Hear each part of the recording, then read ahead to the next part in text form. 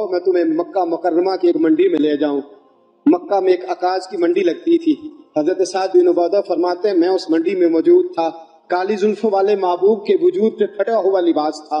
रसूल पाक अलैहिस्सलाम का लिबास फटा हुआ था। होंठ मुबारक खुश्क थे, दाढ़ी में गर्दो गुबार थी।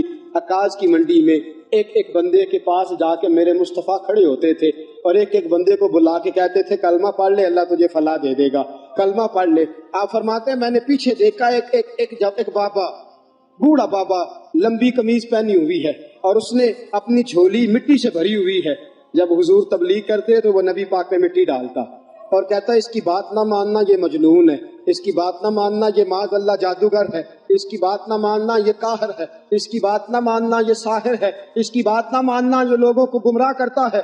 माज़ अल्लाह नबी पाक आकाश की मंडियों में एक एक बंदे के पास जाते, एक एक बंदे को जाके तबलीग करते, एक एक बंदे का दामन थामते।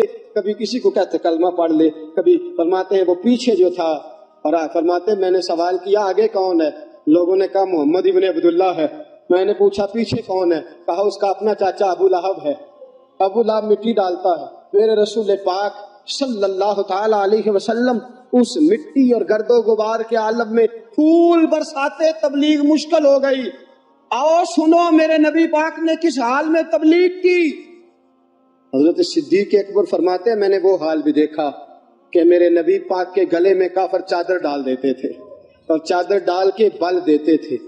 और मैंने वो हाल भी देखा कि मेरे मुस्तफ़ा को हरम के अंदर खुदा के घर के सेन में लिटा दिया काफिरों ने, जूते उतार लिए और रसूल पाक अलैहिस्सलाम के वजूद अतहर पर बशर की ऐब पोशी के लिए जिसको उतारा था, बशर की चीरा दस्ती से वो दामन पारा पारा था। फरमाया नबी पाक अलैहिस्सलाम को मारते थे, हुजूर के वजूद से खून निकलता था। नबी पाक अलैहिस्सलाम को मार मार के थक जाते थे तो हुजूर नजर उठा के कहते थे जालिमो मैं फिर भी तुम्हें कहता रहूंगा कि खुदा वादा उला शरीक है। मेरे दोस्तों रसूल पाक के राहों में कांटे बिछाए 3 साल मेरे नबी ने कैद काटी, 3 साल मेरे मुस्तफ़ा ने भूख काटी।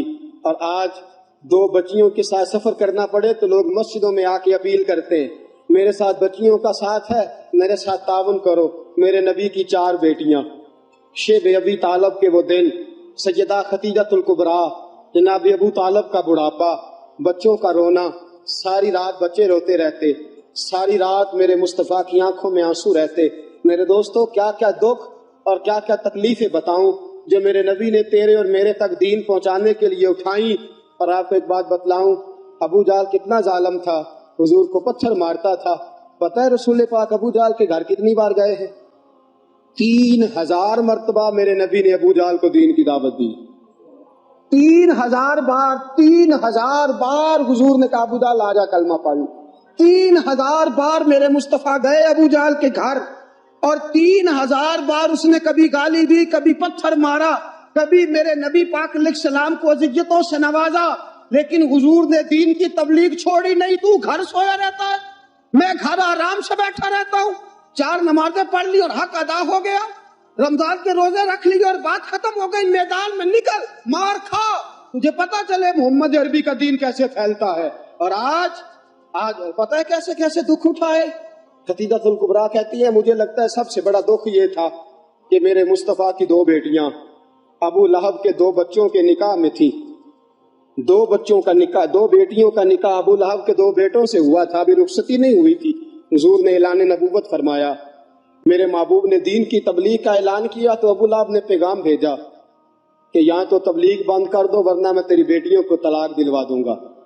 मेरे हबीब पाक की आंखों में आंसू आ गए।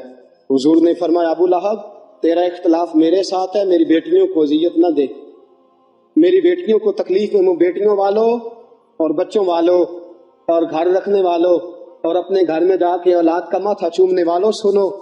हुजूर ने पैगाम भेजा इख्तलाफ मेरे साथ है, मेरी बेटियों को अजियत में मुब्तला न कर। सैयदा तय्यबा खतीजतुल कुबरा कहती हैं अबू लहब ने कहा 2 ही बातें हैं, या दीन छोड़ दो या तलाक तेरे घर में पहुंचने वाली है।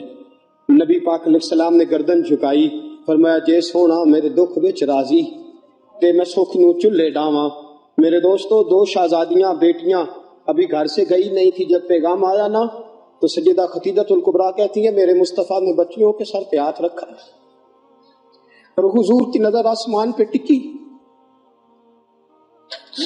اور نبی کریم صلی اللہ تعالی علیہ وسلم نے آسمان کے بچیوں کے سر پہ ہاتھ، نظر آسمان کی طرف، اور حضور رو کے عرض کرتے ہیں یا اللہ دین کے معاملے میں اگر یہ تیری رضا ہے تو میں اس کے لیے بھی تیار ہوں، یا اللہ میں اس کے لیے۔ دوستو کیا کیا دکھ، کیا کیا تکلیفیں اور کیا کیا کٹھن مراحل میرے مصطفیٰ نے دیکھے اور یہ دین ہم تک پہنچا، کتنی اذیتوں سے ہو کے حضور گزرے، کتنی تکلیفوں سے گزر کے میرے رسول پاک صلی اللہ علیہ وسلم آئے۔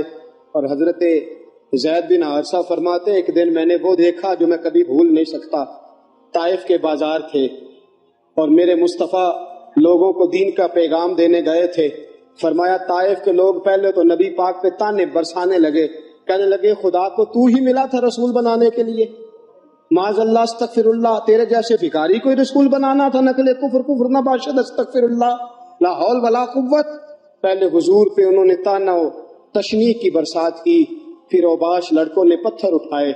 فرمایا وہ میرے نبی پاک کو پتھر مارتے تھے، رسول پاک علیہ الصلوۃ والسلام بیٹھ جاتے تھے، پھر وہ حضور کو پکڑ کے کھڑا کرتے تھے۔ حضور کا علم نشرہ کا سینہ لہو لہان تھا۔ فرمایا حضور کو کہتے تھے چلو، حضور قدم اٹھاتے تھے تو نبی پاک کے پیر پہ پتھر مارتے تھے، زخم لگتا تھا تو حضور پیر اٹھاتے، دوسرا پیر رکھتے تو پھر پتھر آتا۔ ان پتھروں کی برسات میں میرے نبی نے دین کا پیغام پھیلایا، ان پتھروں کی برسات میں حضور نکلے۔ طائف کی وادی سے آج بھی جا کے سوال پوچھ، طائف کا میدان آج بھی اس واقعے کو یاد کر کر کے روتا ہے، آج بھی آسمان تڑپتا ہے، ہم نے وہ منظر دیکھ رکھا ہے۔ میرے دوستو رسول پاک نے اس حال میں دین کی تبلیغ کی اور احد کا میدان لگا تو میرے نبی پاک کے دانت بھی ٹوٹے، حضور علیہ الصلوۃ والسلام کے وجود سے خون بھی بہا، لیکن حضور نے پھر بھی رو کے یہی دعا کی اللہم اہد قومی فإنہم لا یعلمون، یا اللہ میری قوم کو ہدایت دے دے، خدایا میری قوم کو ہدایت دے دے۔ میرے دوستو میرے رسول پاک علیہ الصلوۃ والسلام کی حضور نے کون کون سی قربانیاں دی، مکہ کتنا پیارا تھا حضور کو، لیکن مکہ بھی حضور نے چھوڑ دیا۔ شہر چھوڑنا بڑا مشکل ہوتا ہے، وطن چھوڑنا۔ حضرت سلطان باؤ فرماتے ہیں شالا مسافر کوئی نہ تھی وے ککھ جنا تو پارے ہو۔ میرے رسول پاک نے مکہ بھی چھوڑا دین کے لیے اور مدینے آئے تو میرے نبی پاک علیہ الصلوۃ والسلام نے دکھ اٹھائے۔ حضرت سیدہ طیبہ سیدہ زینب رضی اللہ تعالی عنہا میرے رسول پاک کی سب سے بڑی شہزادی حاملہ تھی، حبار بن اسود نے نیزہ مارا، گر گئیں، شہید ہو گئیں۔ رسول پاک صلی اللہ علیہ وسلم بیٹی کی میت پہ کھڑے ہیں، آنسو بہا رہے ہیں۔ حضور علیہ الصلوۃ والسلام وہاں بھی یہی کہتے ہیں یا اللہ اگر یہی تیری رضا ہے تو میں اس کے لیے بھی حاضر ہوں۔ میرے دوستو کئی دنوں کا فاقہ، کئی دنوں کی بھوک، کئی دن، اور حضور فرماتے ہیں سارے نبی ستائے گئے، میں سب سے زیادہ ستایا گیا۔ حضور فرماتے ہیں سارے تڑپائے گئے، میں سب سے زیادہ تڑپایا گیا۔ حضرت سلمان فارسی فرماتے ہیں نبی پاک کا چہرہ مبارک بھوک سے اترا ہوا تھا، نبی پاک علیہ السلام کو شدید بھوک لگی ہوئی تھی۔ حضور نے فرمایا سلمان 3 دن ہو گئے کھایا کچھ نہیں، چل جا ابو ذر غفاری کے پاس چلتے۔ فرمایا ابو ذر غفاری کے باغ میں گئے، جاتے ہی میں نے حضرت ابو ذر غفاری رضی اللہ تعالیٰ عنہ کے باغ میں جاتے ہوئے جناب عثمان غنی کو بھی لے لیا، جناب ابو بکر و عمر و علی کو بھی لے لیا۔ پہنچے، جا کے میں نے کہا کہ ابو ذر 3 دن ہو گئے نبی پاک نے کھایا کچھ نہیں، 2 جہاں کے شاہ ہیں، پاس کچھ رکھتے نہیں، 2 جہاں کی نعمتیں ہیں ان کے خالی ہاتھ میں، فقر اختیاری ہے، نبی پاک نے خود اس کو اختیار فرمایا، 3 دن سے کھایا کچھ نہیں۔ فرماتے حضرت ابو ذر رضی اللہ تعالیٰ عنہ کی آنکھوں میں آنسو آ گئے، کہنے لگے یار مجھے پتہ ہی نہیں، کسی نے بتلایا ہی نہیں، میں تو سویرے بھی پیٹ بھر کے روٹی کھائی اور حضور اس عالم میں۔ فرماتے گھر گئے، ایک بکری تھی اس کو ذبح کیا، اپنی بیوی سے کہنے لگے جلدی جلدی روٹیاں پکا، جلدی جلدی سالن پکا، تجھے پتا مصطفیٰ نے 3 دنوں سے کھایا کچھ نہیں۔ دوستو عرب کی گرمی دنیا میں مشہور ہے، صبح کا روزہ رکھا ہے نا آپ نے، اور اب ظہر کے بعد اٹھنا مشکل ہو جاتا ہے، عصر کے بعد بولنا مشکل محسوس ہوتا ہے، لیکن میرے دوستو 3 دن کا روزہ بغیر افطاری کے روزہ، میرے نبی کریم علیہ السلام کے صحابی اپنی بیوی سے کہتے ہیں جلدی کر 3 دن ہو گئے حضور نے کھایا کچھ نہیں۔ آپ کی بیوی نے جلدی سے روٹی پکانی شروع کر دی، سالن تیار۔ حضرت جناب ابو ذر فرماتے ہیں دوبارہ باغ میں گیا، انگور پکے ہوئے تھے، انگوروں کا خوشہ توڑا، پلیٹ میں رکھا حضور کے سامنے، حضور آپ کھائیے۔ اتنی دیر میں روٹیاں پک کے آ جاتی ہیں، سالن پک کے تیار ہو جاتا ہے۔ فرمایا حضور ایک کھجور اٹھاتے ہیں منہ میں رکھتے ہیں پھر بڑی دیر سوچتے رہتے ہیں پھر ایک انگور اٹھاتے ہیں منہ میں رکھتے ہیں بڑی دیر سوچتے رہتے ہیں پھر ایک انگور اٹھاتے بڑی مشکل سے 2-3 انگور حضور نے کھائے اور گہری سوچ میں حضور رہے. فرماتے ہیں اتنی دیر میں روٹیاں پک کے آ گئیں سالن میرے نبی پاک کے سامنے آیا. جب روٹیاں پک کے آئیں سالن سامنے آیا حضرت سلمان فرماتے ہیں حضور نے ایک روٹی اپنے ہاتھ پہ رکھی 2-3 بوٹیاں اٹھا کے رکھی چاروں کونوں سے روٹی لپیٹ کے حضرت سلمان کے ہاتھ میں دے دی. فرمایا سلمان جا فاطمہ کے گھر دے آ میں نے 3 دن سے کچھ نہیں کھایا فاطمہ نے 7 دن سے کچھ نہیں کھایا میری بیٹی فاطمہ 7 دن ہو گئے سیدہ بھوکی ہے. وہ عزت والے نبی کی عزت والی بیٹی 7 دنوں سے گھر میں بھوکی بیٹھی ہے. وہ شکایت نہیں کرتی وہ لبوں سے بولتی کچھ نہیں. وہ جانتی ہے میرا باپ دین کی تبلیغ میں نکلا ہے. میرے رسول پاک صلی اللہ علیہ وسلم نے فرمایا گھر جا اور جا کے حضرت فاطمہ کو یہ دے آ. 7 دن گزر گئے فاطمہ کے حلق سے لقمہ نہیں گزرا. میرے دوستو حضور گزر رہے تھے ابو جال نے پتھر مارا میرے نبی پاک علیہ السلام کے سر سے خون نکل آیا.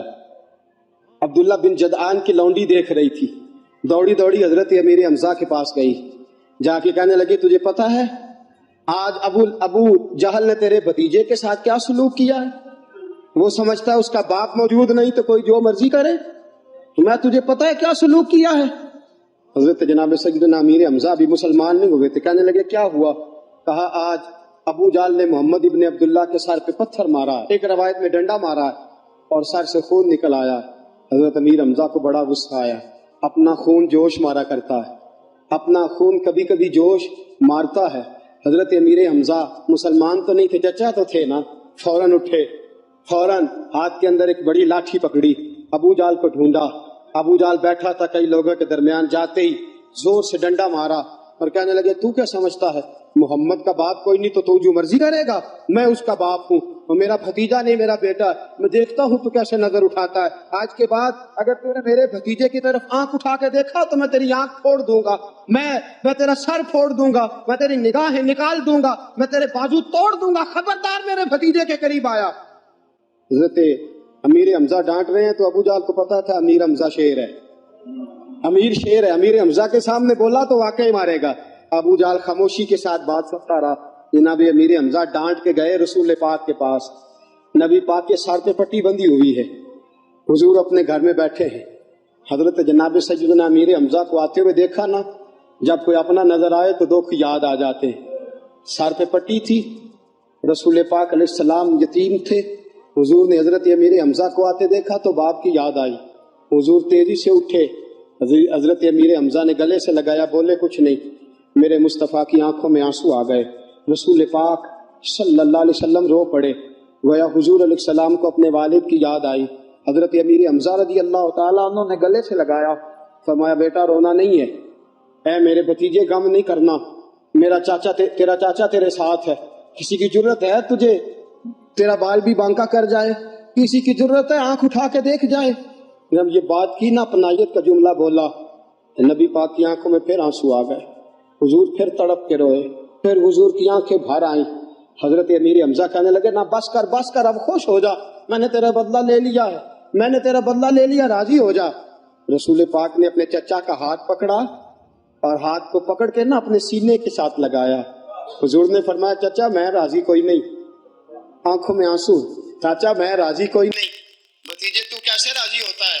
فرمایا چاچا میں تب راضی ہوں گا جب تو کلمہ پڑھ کے مسلمان ہو جائے گا.